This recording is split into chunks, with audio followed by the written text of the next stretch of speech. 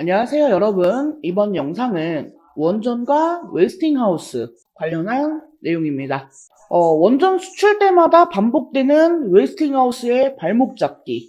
2009년 바라카 원전에 이어서 최근 진행하고 있는 체코 원전까지 이 웨스팅하우스가 한국의 원전 수출을 방해하기 위해 총력을 다하는 것 같은 느낌입니다. 심지어 프랑스 전력공사 역시 체코 정부에 이의를 제기하고 있는 상황이죠. 과연 이 체코 원전은 웨스팅하우스의 계략으로 실패를 하게 될 것인가?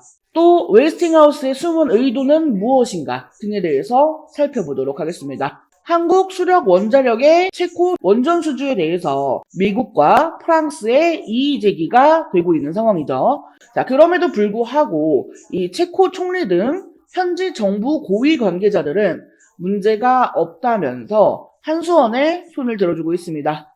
자, 웨스팅하우스는 도대체 어떠한 목적을 가지고 왜 한국의 원전 수출을 반대하고 있는 걸까요? 원전 업계에서는요, 이 웨스팅하우스의 노림수를 크게 세 가지로 보고 있습니다. 우선, 원전 수주 시장의 경쟁자인 한수원에 대해서 독자적으로 원전 수출 능력이 없다라는 이미지를 국제적으로 심어주려고 하는 의도라는 거예요. 이 전 세계적으로 러시아와 우크라이나 전쟁 이후 이 에너지 안보의 중요성이 부각이 되면서 전 세계는 원전 르네상스를 맞이하고 있어요. 세계 곳곳에서 신규 원전 프로젝트가 잇따를 것으로 전망이 되고 심지어 탈원전 정책을 밝혔던 유럽들도 다시금 이 원전에 대해서 들어오고 있죠. 자, 그런 가운데 이 웨스팅하우스는 한수원하고 계속해서 경쟁을 벌여야 하는 상황입니다. 그렇기 때문에 이 한수원의 이미지에 타격을 줘서 나중에 향후 이 수주전에서 조금 더 유리한 입장에 서겠다라는 의도라는 겁니다. 그리고 두 번째는요, 이 웨스팅하우스의 대주주인 사모펀드 브룩필드가 이 회사의 몸값을 높이려고 하는 의도가 다분해 보인다라는 거예요. 웨스팅하우스는 2006년 일본 도시바에 인수가 됐었어요. 근데 2011년 이 후쿠시마 대지진 이후 원전 시장이 침체가 되니까 경영난에 빠지게 되었어요. 2016년 회계연도에 무려 7조 원이 넘는 손실이 발생하기도 했습니다. 이런 웨스팅하우스를 2018년 캐나다 사모펀드인 브룩필드가 46억 달러에 인수를 했어요. 이 사모펀드의 성격상 목적은 돈이잖아요. 그렇기 때문에 이 웨스팅하우스를 되팔기 전에 최대한 이 몸값을 높여놔야 하는 상황이기 때문에 그런 부분을 노리고 있는 게 아닌가 하는 거죠. 자, 그리고 마지막으로는 이 웨스팅하우스가 체코 원전 수주 사업에 일부를 맡기를 원해서 계속 딴지를 걸고 있다라는 분석도 있어요. 과거에 2009년 아랍에미리트 바라카 원전을 수주했을 당시에 한국전력은 이 웨스팅하우스의 기술 자문료를 지급을 하고 발전기 터빈 등 이 주요 설비 부문을 맡기는 방식으로 합의를 한 바가 있었어요. 그러니까 이번에도 그런 식으로 숟가락을 얹으려는 심보가 아닌가 싶은 거죠. 그래서 계속해서 이런 뉴스가 나왔던 거예요. 이 웨스팅하우스 설비를 검토하고 있다. 뭐 이런 거. 뭐 이유는 어쨌든 간에 과연 이 웨스팅하우스의 주장이 납득을 할 만한 거냐 이게 중요한 건데 일단 원전 업계에서는 아니라는 거죠. 게다가 과거 2009년 이 바라카 때하고 지금은 상황이 전혀 다르니까요. 사실 과거에요. 이 웨스팅하우스를 한국에서도 인수를 할 수 있는 기회가 있었습니다.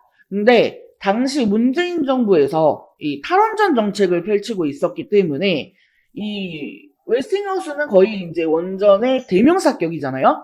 그런 그 웨스팅하우스를 인수를 한다? 그게 당시 정부에서는 굉장히 부담이었어요. 근데 아마 이때가 한국이 웨스팅하우스를 인수할 수 있는 마지막 기회가 아니었나 하는 생각이 좀 들어요. 아쉬움이 좀 있습니다.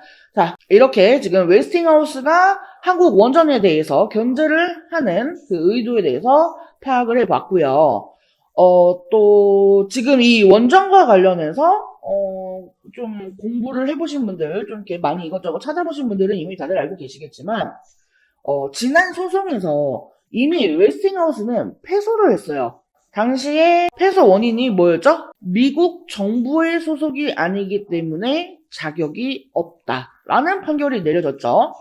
자, 그리고 이후에 다시 항소를 한 상황인데, 아마 이번에도 패소 가능성이 높지 않나 싶어요. 이 웨스팅하우스가 정부의 소속, 그러니까 국영 사업을 한다거나 아니면 기업 자체의 신분이 이 미국 정부로 바뀌지 않는다라고 하면은 이 1심 패소 원인이 유효해서 네, 그래서 이 승소할 가능성이 좀 낮지 않나 그런 생각을 좀 합니다. 그리고 덤핑 수주와 관련한 논란이 있었죠.